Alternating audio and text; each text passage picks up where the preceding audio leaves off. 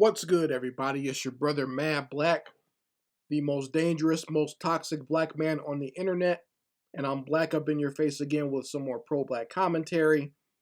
So, you know, there's a lot of talk going around, and a lot of people have been doing videos and commentaries on that crazy ass feminist therapist.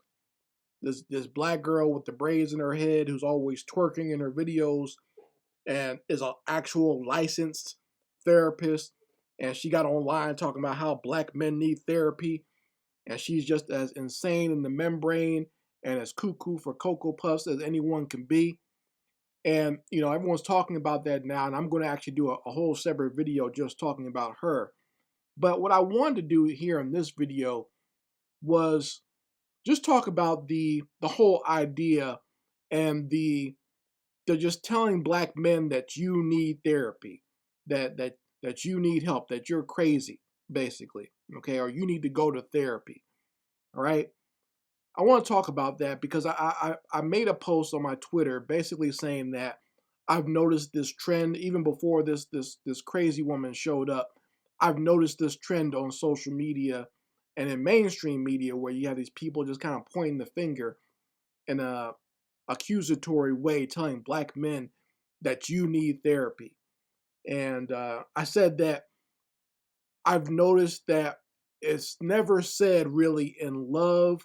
It's never said with concern. It's never given in a way of saying, black men, we want to help you. It's like I said, it's an accusatory thing. It's basically being dismissive to black men who have actual concerns and grievances. And I know where it comes from. It's kind of like a retaliation to a lot of these fuckboys who are on social media or who follow the mindset of like Kevin Samuels or Fresh and Fit. And like, because I've seen the whole quote where people say they wish black men would get therapy rather than getting a social media account. And basically that means that they just don't want to hear anything, any criticisms or concerns from black men. They just want, black men to sit down and shut up somewhere and just kind of take it.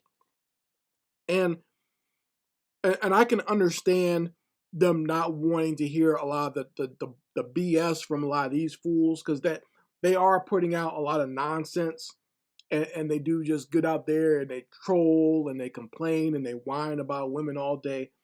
But for the most part, most men do have sense. You just, like I said, you just don't hear them because they have better things to do. They have work to do. They're building businesses or doing real creative projects like writing books or whatever. So they don't. The real men out there usually don't. You don't hear from them because they're usually out there working, doing something more constructive with their time. It's a lot of the knuckleheads that you hear from on social media because they had nothing better to do. But I will say, as a man, a black man, I do advocate for going to therapy if you have a certain issue that you need to deal with. I did it after my first child died. I did go to therapy, and it was very helpful. And for the most part, there is a stigma out there about going to therapy, especially within the black community. For some reason, we have this idea where it's better to go pray or, just go into some sort of wacky spiritualism or find some sort of guru to help you rather than, going to a professional to talk out your problems. Another reason why a lot of men don't want to, black men don't want to go to therapy is because a lot of us feel very betrayed by the people around us. And we feel that when we do share something with you in private or in confidence, you take that and you use it against us. I've had this happen to me personally, to where, you share yourself or share something about yourself with somebody, and then they take that in there. They act like, they tell black men to open up and tell us about yourself and, don't shut down, just share what you're feeling. Black men do that, and then it turns out to be used as a weapon against us later on. And like I said, I've experienced this personally where I put myself out there and told people something in confidence, and then they use that to tear me down later on. They take it, they use that as a weapon against me and use it to tear me down. You see what I'm saying? And play on my insecurities. And it's not, that's not what we put that stuff out there for. You see what I'm saying? And that's why a lot of black men will build up these walls and steel themselves against a lot of nonsense and a lot of people. They build up these hard walls where we don't want to let our guard down. And it's tough.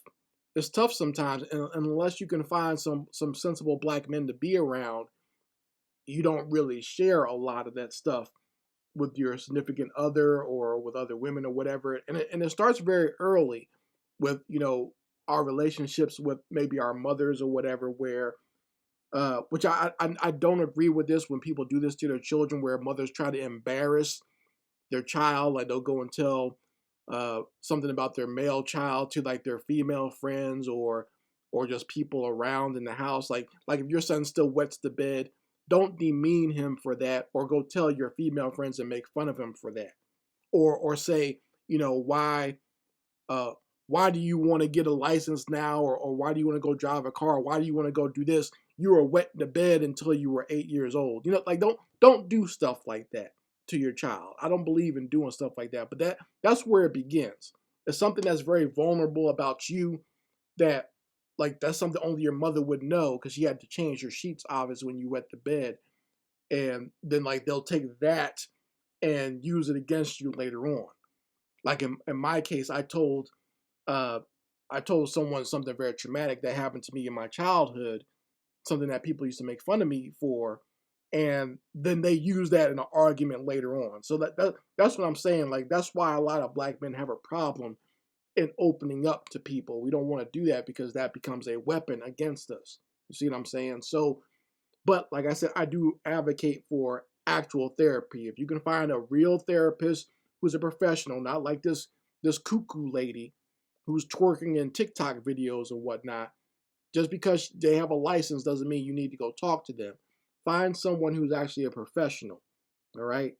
And I guess it could help if they've actually even gone through the same thing as you.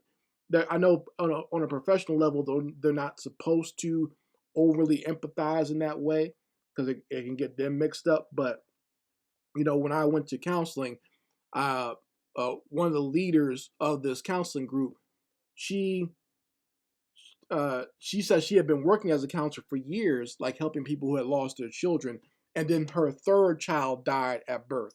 So she had been doing the job already, and then it happened to her, and that she was able to be professional but also empathize. Likewise, the subordinate counselor in this group, she had never lost a child, but she worked as a nurse before she became a counselor, and that helped her to understand better, because she says as a nurse, she knows that everyone does not have a positive outcome when they have children, because she's seen the other side of it, of the parents who lose their child, or the child dies from a disease, or infant sudden death syndrome or something like that. And so she's seen the other side of it. So that's how she was able to empathize a bit. So having a little bit of empathy with that professionalism is okay, I think. But, just be careful with, do your due diligence and research the people you're going to be talking to. So I do recommend therapy. I think it's a good thing, and it's better to talk out your problems than to build these walls and do like this false bravado thing, or look for some of these weirdo gurus out there, because I think they can steer you down the wrong path, because a lot of them are only concerned with making money. They're not really concerned about your mental health. So be careful with that. That's why I don't advocate for those types of people. Uh, but get the proper help that you can get, and don't let these knuckleheaded women out here who a lot of them are just projecting. They need help their damn self. A lot of them need go to therapy too, but don't let them use that as a way to tear you down, or to dismiss your actual legitimate grievances that you might have with something that they're doing. Don't let them gaslight you like that, because that's basically what it is. It's a gaslighting tactic to excuse their nonsense. So don't let them do that. If you need help, get the help, and don't let someone shame you or use a shaming tactic or a gaslighting tactic to make it seem like what you're saying is not legitimate and that you're crazy. That's always very dismissive when people do that, saying just you're crazy. Don't let them do that to you. Anyway, Mad Black, and I will be back with my foot on these devils' back.